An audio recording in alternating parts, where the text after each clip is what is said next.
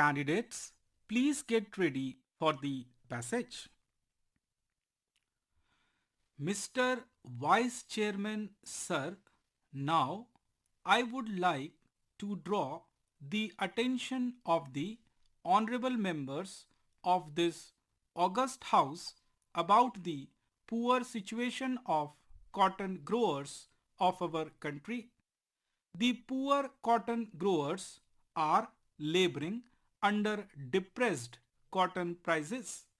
The farmers are forced to distress sale of their produce and at the same time helps subsidize the handloom weavers. What does the government propose to do to overcome such a situation? The Indian cotton producing farmer is as poor as the manual laborer.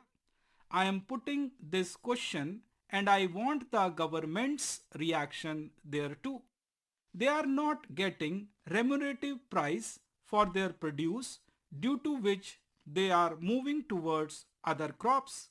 The government is not paying attention to their plight and they are left to ruin.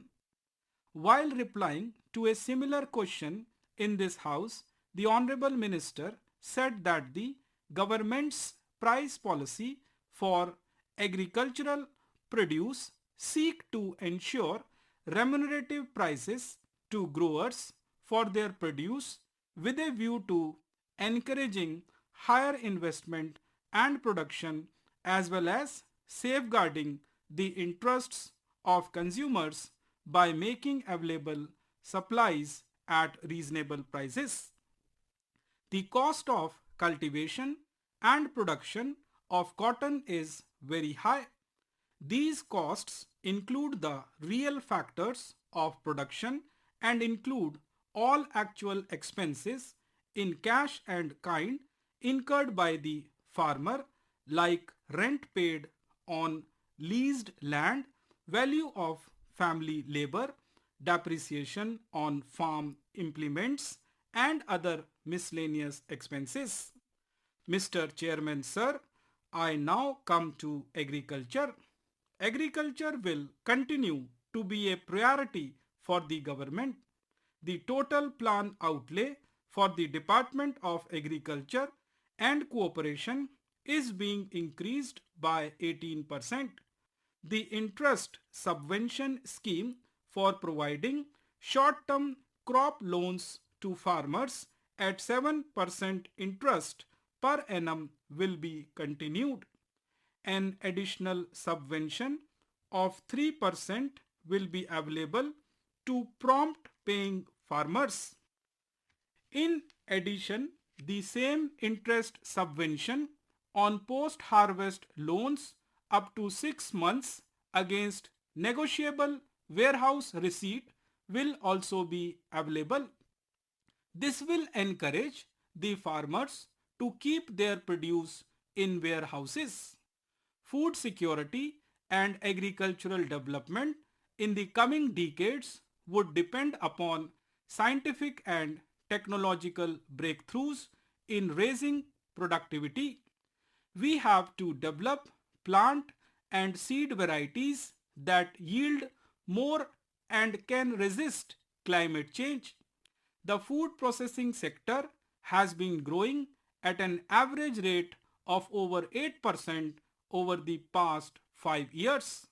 In order to have a better outreach and to provide more flexibility to suit local needs, it has been decided that a new centrally sponsored scheme titled National Mission on Food Processing would be started in cooperation with the state governments. I would also like to discuss on women's participation in agriculture. In India, agriculture is an important component of rural livelihood. Almost 70% of India's population lives in rural areas as per Census of India 2011. Women play a pivotal role in all agricultural activities from planting to harvesting to post-harvest operations and in other allied sectors. Women's involvement in agriculture is complex and diverse.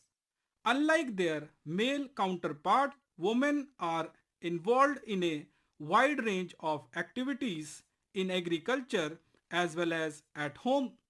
However, the spectrum of women's participation in agriculture has been changing with the changing profile of agriculture and development of non-farm sector. Women perform multiple roles in our society.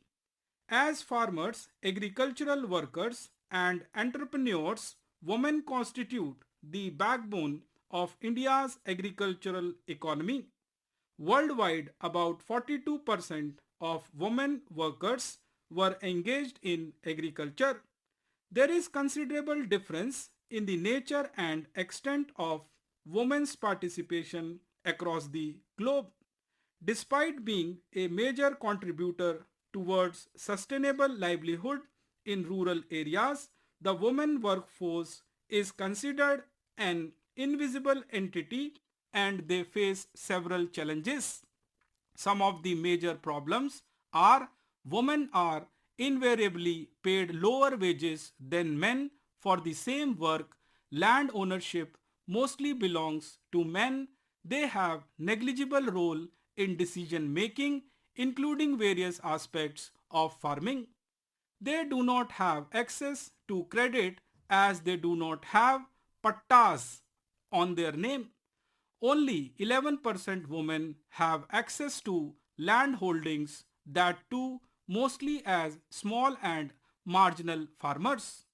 Due to inadequate access to education and technical knowledge, farm products are marketed commonly by men that leave women with almost no control over finances.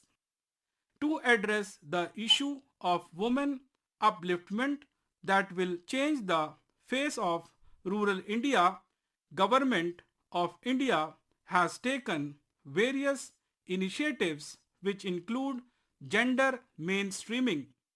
It is one of the important pillars of national policy for farmers.